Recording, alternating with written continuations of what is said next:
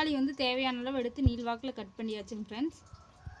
அடுத்தது வந்து மணத்துக்கு போடுறதுங்க பாருங்க, வந்து பட்டை ஏலக்காய் வந்து கம்பல்சரி போட்டிங்கன்னா தான் சூப்பராக இருக்கும். ஏலக்காய் வந்து ரேட் ஜாஸ்தி, 3 மட்டும் எடுத்துருக்கு. அது 3 தான் போடணும், அதான் அளவு சரிங்களா. அப்புறமா இலை, இந்த இலை வந்து பிரிஞ்சி இலை போடுறனா போடலாம்னா விட்டுடலாம். கிராம்பு இது மட்டும் எடுத்துருக்குறேன். இதில் வந்து பார்த்திங்கன்னா சோம்பு, கசகசா, இஞ்சி பூண்டு, தக்காளி ஒன்று சின்னதாக, அதுக்கப்புறமா வெங்காயம் கொஞ்சமாக போட்டு அரைச்சிருக்கிறேன். நான் எப்போவுமே இப்படி தான் அரைப்பேன். நீங்கள் வந்து வேணும்னா இஞ்சி பூண்டு பேஸ்ட் மட்டும் போட்டுக்கலாம் சரிங்களா. சோம்பு தனியாக கூட போட்டுக்கோங்க, நான் இதிலே போட்டு அரைச்சிட்டேன். இங்கே வந்து பார்த்திங்கன்னா பெரிய வெங்காயம் 2, காரத்துக்கு தகுந்த மாதிரி மிளகாய், அப்புறமா கொத்தமல்லி, புதினா வச்சுருக்கேன். புதினா வந்து ஆப்ஷன் தான், வேணும்னா நீங்கள் கொத்தமல்லி மட்டும் சேர்த்துக்கலாம் சரிங்களா. இது மட்டும் இப்போ போட்டு நம்ம வந்து தக்காளி சாப்பாடு செய்ய போகிறோம். அரிசி வந்து ஊற வச்சிட்டேன் ஆல்ரெடி. இப்போ வந்து எண்ணெய் ஊற்றி நல்லா எண்ணெய் காஞ்சிருச்சு. நம்ம வந்து பட்டை அந்த இலை எல்லாம் போட்டுடலாம். ஏலக்காய் வந்து 3 மட்டும் போடுங்க, அதுக்கு அதிகமாக போடாதீங்க சரிங்களா. சாப்பாடு ரொம்ப கம்மியாக இருந்தால் 2 மட்டும் போடுங்க. இப்போ வந்து சேர்த்துட்டேன். நான் வந்து காரத்துக்கு எப்போவுமே வரமிளகாய் தூள் மட்டும்தான் போடுவேன். வேறு எந்த பொடி சேர்த்திங்கனாலும் டேஸ்ட் நல்லா இருக்காது, தக்காளி சாப்பாடு மாதிரி இருக்காது சரிங்களா. குஸ்கா மாதிரி ஆயிடும்.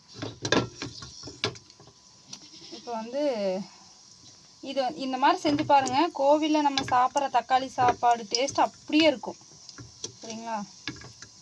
தக்காளி வந்து இதுக்கு நல்லா அதிகமாக போடுங்க. அப்புறமா ஆயில் நிறைய விட்டு செய்யுங்க, அப்போ தான் நல்லாயிருக்கும். அதெல்லாம் எதுவுமே அதிகமாக போடாமல் செஞ்சால் டேஸ்ட்டே வராது. நான் வந்து இப்படி தாங்க ஃப்ரெண்ட்ஸ் செய்வேன். இந்த டேஸ்ட் தான் எங்களுக்கு ரொம்ப பிடிக்கும், அதை தான் நான் வந்து சொல்கிறேன். ஆனால் இப்படி தான் சாப்பாடு செய்யணும் அப்படிங்கிறத நான் சொல்ல வரல. நீங்களே எப்படி செய்வீங்க அப்படிங்கிறத மறக்காமல் கமெண்டில் சொல்லுங்கள் சரிங்களா. வந்து இது நல்லா மணம் வந்த உடனே நம்ம வந்து வெங்காயமெல்லாம் சேர்த்துக்கலாம்.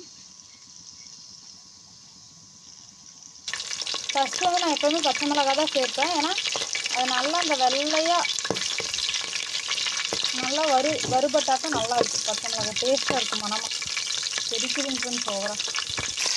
இப்போ வந்து எல்லாம் நல்லா வறுபட்டதுக்கப்புறமா ப்ரௌன் கலர் வெங்காயம்லாம் ஆனதுக்கப்புறமா வந்து இஞ்சி பூண்டு விழுதெல்லாம் சேர்த்துக்கலாம் சரிங்களா.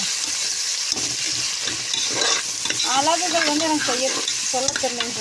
உங்களுக்கு அரிசிக்கு தகுந்த மாதிரி நீங்கள் கூடவோ குறைவோ போட்டுக்கலாம். அதை வந்து எனக்கு அவ்வளோக்கா எக்ஸாக்டாக சொல்ல முடியாது, அந்த அளவுக்குலாம் எக்ஸ்பெக்ட் இல்லை சரிங்களா. ரெசிபி எடுக்கலாம்னு சொல்லி எடுத்துகிட்டு, ஏன்னா இந்த டேஸ்ட் ரொம்ப நல்லாயிருக்கும். எங்கள் வீட்லேயுமே எல்லோரும் நல்லா இருக்குன்னு சொல்லுவாங்க. புதினா வந்து ஆப்ஷனில் போடுறேன்னா போடுங்க, நான் வந்து வச்சுருந்தேன் சட்னிக்காக, அதனால் கொஞ்சமாக போட்டேன் சரிங்களா. இஞ்சி பூண்டெல்லாம் விழுது சேர்த்துட்டு இது நல்லா ப்ரௌன் கலரில் வதங்கட்டும், அப்புறம் சேர்த்துட்டு அப்புறமே பார்க்கலாம். இப்போ வந்து பார்த்திங்கன்னா அரைச்சி வச்ச விழுது வந்து சேர்த்தாச்சு. இது நல்லா பச்சை வாடை போகிற அளவுக்கு நல்லா வதக்கிட்டு அதுக்கப்புறமா நம்ம வந்து தக்காளி சேர்த்துக்கலாம்.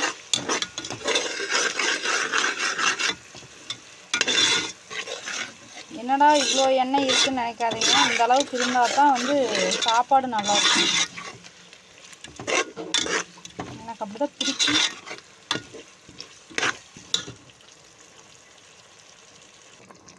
இப்போ வந்து இதில் பார்த்தீங்கன்னா தக்காளி சேர்த்தாச்சு. இதுக்கு வந்து மஞ்சள் தூள், காரத்துக்கு வந்து வரமிளகாய் தூள், தேவையான அளவு உப்பு மட்டும் போட்டிருக்கேன். நல்லா வதங்கினதுக்கப்புறம் நம்ம அளவாக தண்ணி ஊற்றிட்டு அரிசி போட்டு உப்பு செக் பண்ணிவிட்டு மூடி வச்சா போதும். அவ்வளோதான், இப்படி தான் நான் செய்வேன். நீங்களே எப்படி செய்வீங்க அப்படிங்கிறத சொல்லிடுங்க தயவு செஞ்சு. ஓகே, இப்போ நல்லா வதங்கட்டும். அரிசி போட்டு தண்ணி ஊற்றிட்டு பார்க்கலாம். இதுக்கு மேலே இதில் சொல்கிறதுக்கு எதுவும் இல்லை, சாப்பாடு ரெடியானதுக்கப்புறமே பார்த்துக்கலான்னு நினைக்கிறேன். ஓகே, பார்ப்போம் ஃப்ரெண்ட்ஸ். இப்போ பாருங்கள், அரிசி போட்டாச்சு, அளவான தண்ணி ஊற்றியாச்சு, பார்க்குறக்கே கலர்ஃபுல்லாக இருக்கா. இப்போ வந்து உப்பு செக் பண்ணி பார்த்தேங்க ஃப்ரெண்ட்ஸ், கொஞ்சமாக கம்மியாக இருந்துச்சு, அதனால் மறுபடியும் உப்பு போட்டிருக்கேன். இப்போது நல்லா உப்பு கரைஞ்சதுக்கப்புறம் மறுபடியும் செக் பண்ணிவிட்டு அதுக்கப்புறமா நம்ம மூடி போட்டு விசில் போட்டுடலாம். அப்புறமா எப்படி வந்திருக்கு தக்காளி சாப்பாடுங்கிறத பார்க்கலாம். கமான் வாருங்கள் ஃப்ரெண்ட்ஸ், இங்கே பாருங்க, சூப்பரான தக்காளி சாப்பாடு வந்து ரெடி ஆயிடுச்சு. இதே மாதிரி நீங்களும் செஞ்சு பார்த்துட்டு எப்படி இருக்குன்னு மறக்காமல் கமெண்டில் சொல்லுங்கள். பாருங்க, சூப்பராக தண்ணியும் அளவாக ஊற்றிட்டேன். வேறு லெவலில் வந்துருக்கு.